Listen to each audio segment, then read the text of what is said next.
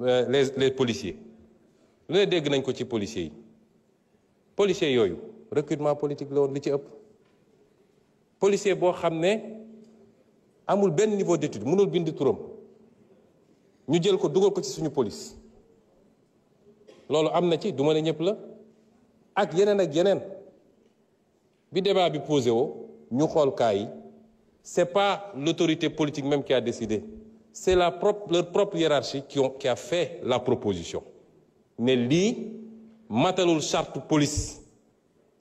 mënuñu koo bàyyi suñu biir ça nous pose problème c'est la propre hiérarchie policière qui a fait la proposition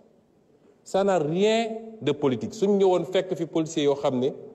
seeni kilifa dañ koo valider ne lii la ñu soxla it dañ leen di bàyyi ñu continuer dem ngeen bëgg a utiliser loolu en pensant que c'est un secteur sensible c'est des gens qui ont une formation qui peuvent demain se sortir manifester xeex ak alkaati ngeen nekk ci yooyu c'est-à-dire suba ba ngoon jot seen ñaan mooy réew mi déstabiliser wu pour ñu ne problème am na fi et vous faites feu de tout bois et vous utilisez souvent malheureusement des gens que je qualifie d'inconscients ñu ne ci plateau yi di wax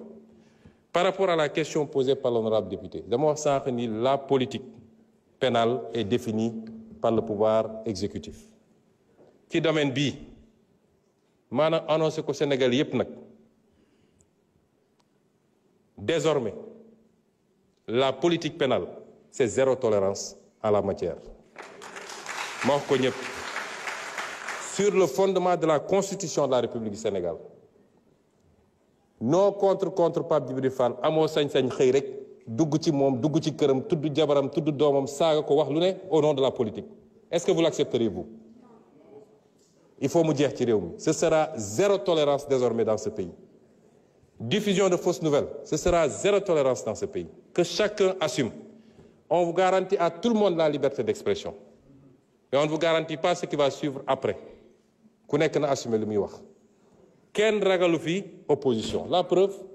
je suis le premier ministre qui vient le plus à l'Assemblée depuis que je suis en politique j'ai toujours invité les gens au débat public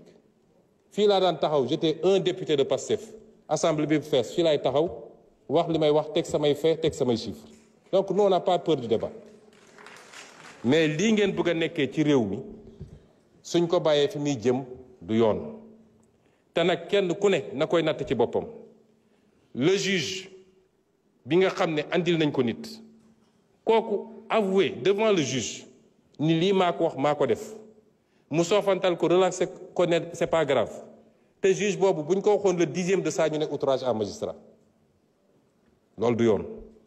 Sénégalais yëpp am droit à la même dignité à ce que leur honneur soit préservé et sauvegardé et c'est la responsabilité de l'État et du pouvoir exécutif de veiller à ça et celui qui publie tout le monde est libre de publier suñ ñëwoon liberté de la presse dafa mooy dañu tere nit ñi ne leen kenn dootu fi publier kenn dootu fi wax chaque jour antenne yi ubbeeku na chacun est libre de publier chacun est libre de parler mais ci la ngay wax ak la ngay jëf suñ la nee Ousmane Sonko sàcc na nga am preuve bi Ousmane Sonko sàcc na boo ko publier wul baakaar nga da nga ko war a publier mais boo amul firnde ni Ousmane Sonko sàcc na bul dem bind ne Ousmane Sonko sàcc na. Le journalisme aussi c'est le contrôle la vérification de l'information maintenant ñi nga xam ne rek dañoo am organe de presse yor parti politique ba mënul am 1% nga bëgg ko transposer ci sa organe de presse ne mooy sa meetingukaay bis mu ne nga jël say nit teg ne leen wax leen kooku ce n'est plus de la presse c'est de la politique il faut l'assumer pour ce qui est maintenant de solution yi communication mi ngi ci l'État a le devoir de garantir à tous les citoyens les libertés yi constitution bi accordé liberté d'aller et venir liberté d'association liberté d'opinion mais l'État a le devoir également de l'encadrer il y a un travail éducatif certes parce que li xew dernièrement suñu société te man je suis logique avec moi-même j'ai été opposant mun ngeen génne samay vidéo yu bari yu ma wax ak samay militants ne leen santuma kenn saaga ak xaste parce que loolu du suñu ADN man dama bokk fi ma bokk man ñun xamuñu saaga suñu jotee summeeku régler li ñuy régler ba pare ku nekk solaat dem sax moo ñu gënal taxaw di saaga xamuñu loolu et j'ai toujours dit à mes militants tere naa ku wootew ci man di wër di xaste di saaga ak ku munti doon ça on est constant avec nous-mêmes mais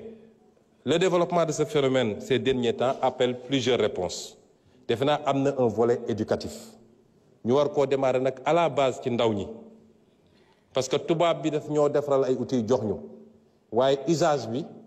defe naa dañ ciy xaababal ñu teel a formé barki démb maa ngi doon def fii marche ak xale yi xale bi jigéen bi wax ci turu xale yi dafa insister sur la protection des enfants contre les abus sur internet tey kenn ku ne ci ñun war nga am looy tiit su dee sa doom mi ngi fréquenter internet loolu il faut ñu xool nuñ koy gérer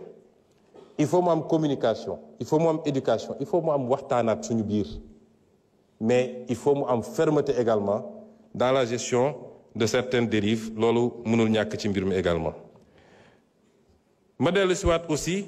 ci li ñu wax ci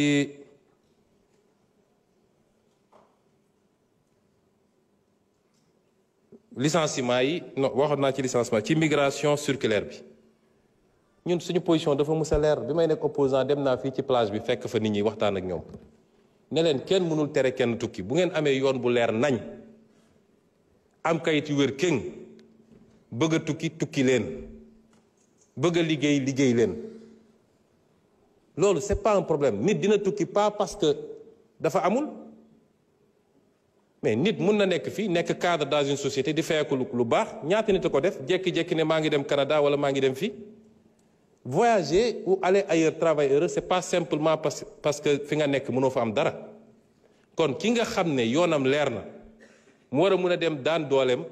kenn du ko gàllankoor dañ koy bàyyi mu dem dañ koy sax encourager mu dem liggéey ñëw la ñuy bañ mooy jël désert bi wala jël géej gi di risquer sa ta vie te loolu on va continuer à y apporter des solutions merci beaucoup